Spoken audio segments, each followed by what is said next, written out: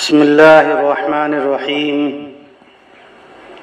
معزز سامعین کرام، میرے محترم بزرگوں اور دوستو، ہم لوگ عام طور پر اپنی بول چال میں، اپنی زبان میں یہ الفاظ کثرت سے استعمال کرتے ہیں: عبادت، معبود اور عبد۔ عربی زبان میں معبود اس ذات کو کہتے ہیں جس کی عبادت، بندگی اور پرستش کی جائے، اور لفظ عبد عربی زبان میں بندے اور غلام کو کہتے ہیں، اور حکم ماننے، فرما برداری کرنے، اطاعت و بندگی کرنے کو عبادت کہتے ہیں۔ لیکن شریعت کے زبان میں اپنے دن رات کے تمام کاموں کو، اپنے 24 گھنٹہ کی زندگی کو اللہ رب العزت کے حکم اور رسول اللہ صلی اللہ علیہ وسلم کی سنت کے مطابق گزارنے کو عبادت کہتے ہیں۔ بالفاظ دیگر آسان لفظوں میں یوں کہہ لیا جائے کہ من چاہے زندگی چھوڑ کر رب چاہے زندگی گزارنے کو عبادت کہتے ہیں۔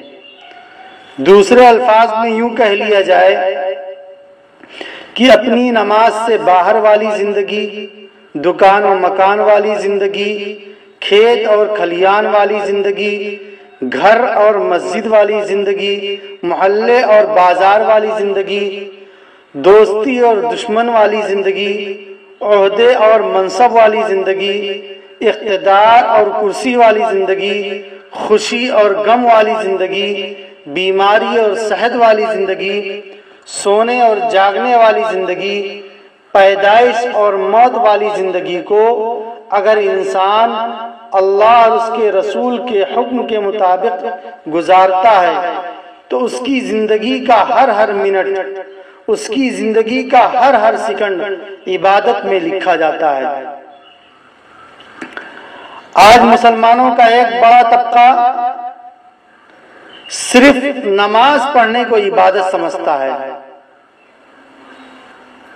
میرے ساتھیوں، کون کہتا ہے کہ نماز ہی عبادت ہے؟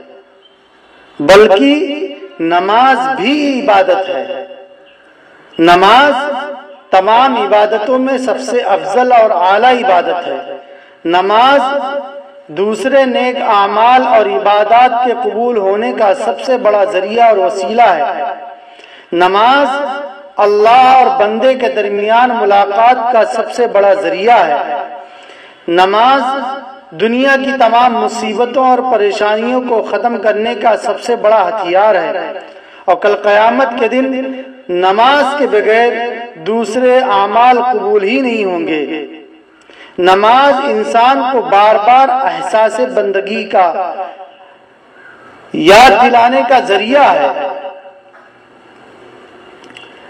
لیکن افسوس یہ ہے کہ آج ہم مسلمانوں کا ایک بڑا طبقہ نماز، روزہ، حج، زکوٰۃ ہی کو عبادت سمجھتا ہے، اور باقی زندگی کے تمام کاموں میں خدا تعالیٰ کی رضا اور منشے کے خلاف زندگی گزارنے کو گناہ ہی نہیں سمجھتا۔ باقی زندگی کے تمام کاموں میں خدا تعالیٰ کی فرما برداری اور اطاعت کے مطابق زندگی گزارنے کو ضرورت ہی محسوس نہیں کرتے۔ چنانچہ وہ نماز تو پڑھتے ہیں مگر شادی بیاہ میں نبی کریم صلی اللہ علیہ وسلم کی سنتوں کا مذاق اڑانے کو گناہ ہی نہیں سمجھتے۔ وہ شادی بیاہ کے موقع پر جہیز کے نام پر مہذب طریقے سے دوسرے کا گھر لوٹنے کو گناہ ہی نہیں سمجھتا۔ نماز تو پڑھتا ہے ایک بڑا طبقہ، مگر سودی کاروبار کرنے، لین دین میں جھوٹ بولنے، دھوکہ دینے کو گناہ ہی نہیں سمجھتا۔ نماز تو پڑھتا ہے مگر فلم دیکھنے، گانے سننے، فضول خرچی کو گناہ ہی نہیں سمجھتا۔ اسی طرح مسلمانوں کا ایک بڑا طبقہ نماز تو پڑھتا ہے مگر یتیموں، مسکینوں اور بیواؤں کا مال ہڑپ کرنے اور ناجائز طریقے سے کسی کی زمین پر قبضہ کرنے کو گناہ ہی نہیں سمجھتا۔ اسی طرح سے مسلمانوں کا ایک بڑا طبقہ نماز تو پڑھتا ہے مگر وہ سنت کے خلاف بدعتوں کو، توحید کے خلاف شرک کو اختیار کرنے کو گناہ ہی نہیں سمجھتا۔ اسی طرح بعض عورتیں بھی نماز پڑھتی ہیں مگر بازاروں میں بے پردہ گھومنے، بے حیائی کے لباس پہننے کو گناہ ہی نہیں سمجھتی۔ میرے عزیز ساتھیوں، صرف نماز ہی عبادت نہیں ہے بلکہ نماز سے باہر زندگی کے تمام شعبوں میں اسلام پر عمل کرنا اور اسی کے حکم کے مطابق زندگی گزارنا، یہ اصل بندگی ہے، یہی اصل عبادت ہے، ورنہ یہ فسق و فجور والی زندگی ہم انسانوں کو جہنم میں منہ کے بل گرائے گی۔ اور مسلمانوں کا ایک بڑا طبقہ وہ ہے جو نماز تو نہیں پڑھتا مگر اطاعت و فرمانبرداری کے کچھ طریقے انہوں نے اختیار کر رکھے ہیں۔ مثلا شراب نہیں پیتے، جوا نہیں کھیلتے، چوری اور ڈکیتی نہیں کرتے، دھوکہ نہیں دیتے، اپنی گھر کی عورتوں کو سختی سے پردے میں رکھتے ہیں، زکوٰۃ بھی دیتے، خیرات بھی کرتے ہیں۔ اسی طرح ثواب کے کام میں وہ خوب بڑھ چڑھ کر کے حصہ لیتے ہیں مگر نماز نہیں پڑھتے۔ یا بعض عورتیں ایسی ہیں جو خوب پردے میں رہتی ہیں، شوہر کی اطاعت بھی کرتی ہیں، شوہر کی امانت اور عزت کی حفاظت بھی کرتی ہیں مگر نماز نہیں پڑھتی۔ ایسے دونوں بڑے طبقوں کو اللہ تعالیٰ قرآن کریم میں مخاطب کر کے فرماتے ہیں، یا ایھا الذین آمنوا ادخلوا فی السلم کافہ، کہ اے ایمان والو اسلام میں پورے پورے داخل ہو جاؤ۔ نماز، روزہ، حج، زکوٰۃ، ایمان کے یہ صرف 4 ستون ہیں، اور صرف 4 ستونوں کو گھر کا نام نہیں دیا جاتا بلکہ جب تک ان 4 ستونوں پر مکمل احکام خداوندی اور مکمل طریقے رسول صلی اللہ علیہ وسلم کی چھت ڈالی نہیں جائے گی تب تک وہ گھر نہیں کہلائے گا۔ اسلام کے ستون کیا ہیں؟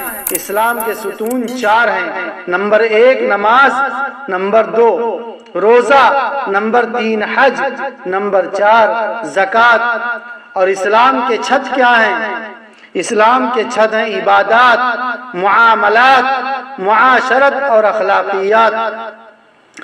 اگر نماز، روزہ، حج، زکوٰۃ ہی عبادت ہوتے تو قرآن کریم میں اللہ رب العزت اپنے تمام احکام پر عمل کرنے کی تاکید اور وعید کیوں بیان فرماتے؟ چنانچہ قرآن کریم میں اللہ رب العزت ارشاد فرماتے ہیں، والعصر ان الانسان لفی خسر الا الذین آمنوا وعملوا الصالحات۔ اس آیت سے پتہ چلتا ہے کہ اسلام نام ہے ایمان اور اعمال صالحہ کا، اور کل آخرت میں جنت کی خوشخبری انہی دونوں چیزوں پر دی جائے گی۔ ایمان کی مثال پرندے کے ایک پر کی طرح ہے، اور اعمال صالحہ کی مثال پرندے کے دوسرے پر کی طرح ہے۔ کسی بھی پرندے کے دونوں پر میں سے ایک پر ٹوٹ جائیں یا خراب ہو جائیں تو وہ پرندہ اپنے منزل تک نہیں پہنچ سکتا ہے۔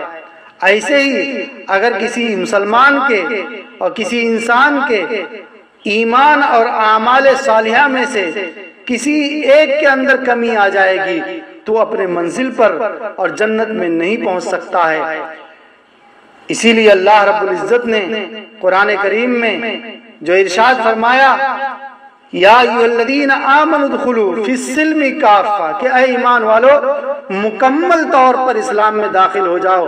اللہ رب العزت ہم سب کو پورے اسلام پر عمل کرنے کا جذبہ اور حوصلہ پیدا فرمائے اور ہمیں اس کی توفیق عطا فرمائے۔ وآخر دعوانا ان الحمد للہ رب العالمین۔ اللہ ربی والاسلام دینی ومحمد